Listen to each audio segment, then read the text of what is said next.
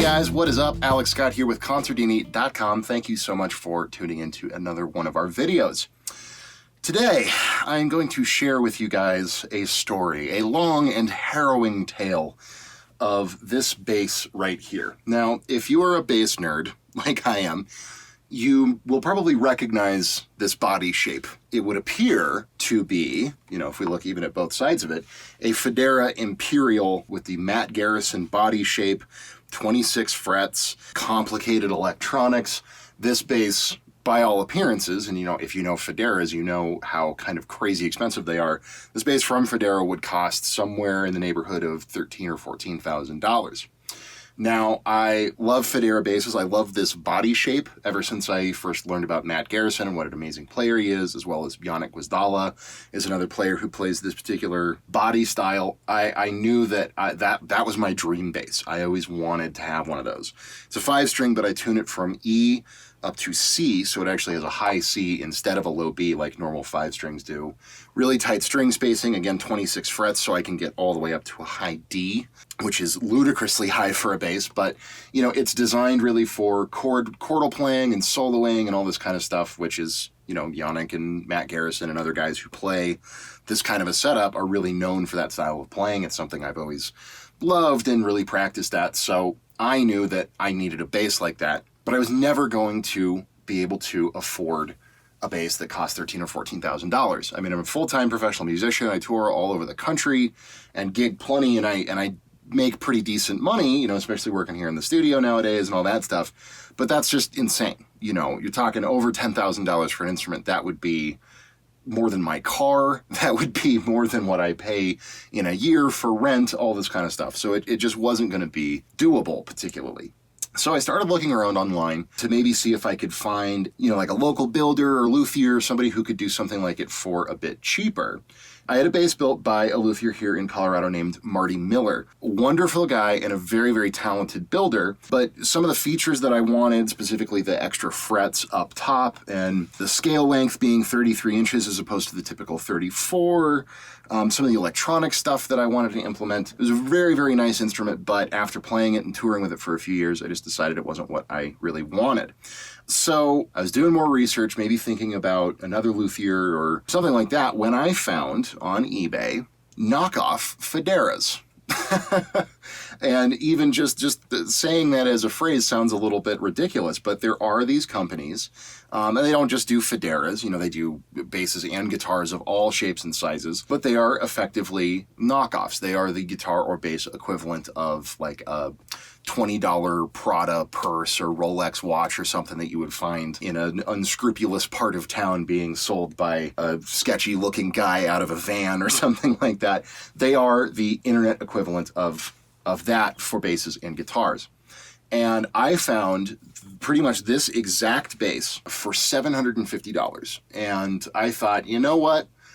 I'm super curious. I would love to just see what this experience is like, because they offer all kinds of custom options. They said if you want to change the top wood or have us do any special inlays or change the electronics, they were happy to.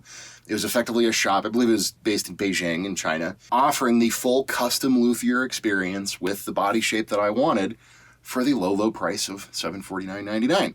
So I bit the bullet. I decided to do it. Against some of my friends' better judgments, I decided to embark on what would end up being a confusing and frustrating and very difficult journey. And as I go through all of what happened, you will see why. Suffice to say, it's not worth it. But anyway, so I placed the order. I got in touch with the company and kind of explained to them what I wanted. And they said, yep, we can do all of that. 26 frets, fine. 33-inch scale length, fine. A ramp in between the pickups, fine. Blah, blah, blah, blah. You want the, a sweepable mid and active passive and blah, blah, blah. That's all great. We can do all of it. Okay, wow, amazing. All for $750. Very cool.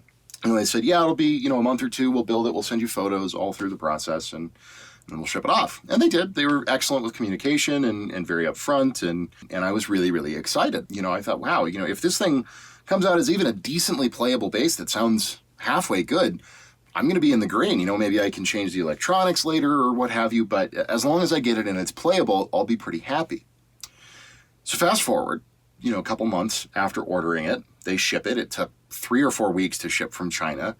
Showed up in this giant, insane styrofoam clamshell thing that had been completely wrapped from top to bottom in gross orange packing tape. I unwrapped it, pulled it out, and the second I laid my own eyes on it, my heart absolutely sank. It was a mess. It was an absolute mess. The first thing I noticed was the nut and the string spacing in conjunction. If you look at how close the fretboard lays to the body, it's way too low for any normal bridge to be able to set up a proper string height.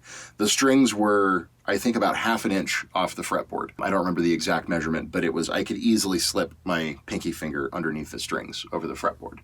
The nut was made of, as near as I could tell, like pine or something. It was wood. It was hand carved and very, very sloppily. The action was completely unplayable, and there was nothing you could do about it because they had cut the neck and the fretboard and all this stuff incorrectly. It sat way too low for the bridge or any normal nut to be able to get the strings close enough to the fretboard to have it have any kind of a playable action. The tuners were an absolute joke. Several of them didn't even really work. Also, the electronics, as I figured out when I opened it up, they had put all the knobs and switches that I had asked for, but the mid wasn't hooked up. There was basically volume, blend, and a tone. None of the switches were wired, and then the pickups that they had used were total junk. I couldn't even really get it to make a sound because you couldn't even play it in the first place. It was just a mess. It was overall a mess. And if you look closely at some of the body lamination work here where they set the neck in, it's super weird and sloppy. The finish is a really weird kind of waxy finish. They did this wood pickguard cover, which is kind of nice, and put the battery thing in it, which is fine and all that. But overall, it was a horrific disappointment. Absolutely crushed. Now, I know I'm going to get flamed in the comments hard because obviously it's a piece of junk. It's $750 bought from some random offshore factory. And yes, I know that. And no, I'm never going to do it again. And yes, I sort of deserved what I got. But, it was just a really, really disappointing experience. Again, their customer service was great. They were very communicative. They sent me pictures, and they did give me a starting point to get myself a good playing instrument from. But out of the box, it wasn't even that it was bad. It was completely unplayable. It would basically have been a wall decoration. So what I ended up doing was taking it to a luthier here in Denver, Colorado, where I live, and he worked some serious magic. He got me this really nice Hipshot bridge, Hipshot ultralight tuners, some Wilkinson pickups, which are not the nicest pickups, but definitely a step up from the junk that they had put in there. Ended up recessing the bridge, routing into the body by a good, quarter or half of an inch, something like that, so that he could drop the bridge down in so that it would even function, basically. Recut a nut by hand, swapped out, again, all the electronics and everything. And at the end of the day, it actually is a pretty decently playing instrument. It's so Frankenstein at this point that it's hard for me to pick it up and look at it just because I have so many negative connotations. And then also there's just things like, whatever wood they used for this top layer of the body is really shoddy. So this stuff is all kind of coming loose now because the pots moving back and forth have kind of pushed into the wood in a really weird way. It scratches really, really easily. The neck is all dinged up from just, basic use. So overall, after the whole experience is said and done, I've had it now in its current state of setup for, 2 years, something like that. I do play it. I do gig with it. I can get the tone that I want out of it, sort of, but you can tell, especially I've played a lot of really high-end basses, and you can tell that the tone just isn't there. The wood that they used is incredibly low quality. The laminations are low quality. It'll probably, it wouldn't shock me if any of this stuff started coming apart at some point, or the fretboard started peeling away or some crazy thing like that. If you see these guitars, if you see these instruments, these basses, whatever it may be, and it's some ridiculously high-end model that's been knocked off or they've done a clone of or whatever, and you say, wow, well, if it's even 50% or 60% as good as the original or the actual thing that I want, and it's only $300 or $500 or whatever as compared to the thousands or tens of thousands of the actual one, don't do it. I cannot recommend that. You get what you pay for, and I should have known better. There's a ton of these guitars out there. There's a ton of these guitars that you can find on eBay, and especially if you go to any of these Chinese Amazon sites like AliExpress, Alibaba, DHgate, you'll see stuff like this all day long. And for me, I don't know if people have gotten other models of these instruments that work better or sound better or play better, but based on my experience with this bass, it's not worth it. They cannot meet the kind of standard that we would need. When you're talking about a truly custom instrument like this would be, if it's a jazz bass or something really, really basic, I would have a lot more faith that they would be able to get you a playable instrument. But, you know, Foderas are expensive for a reason. The woodworking is incredible. The body shapes and the joints where everything comes together and all this stuff, it's very, very complex.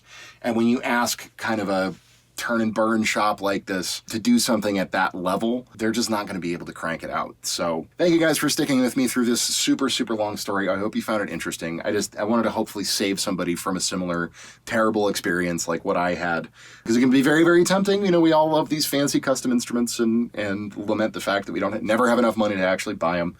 But take my advice and my experience as a good representation of what will happen if you go for it.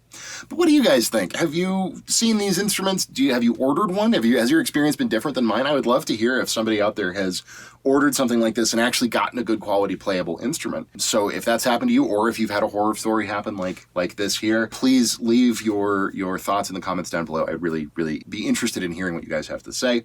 Again, my name's Alex Scott with Consordini.com. Thank you guys so much for watching. Don't forget to like, subscribe, hit the notification bell so you can be up to date with when we're posting new content, all that good YouTube-y stuff. And we will see you in the next video.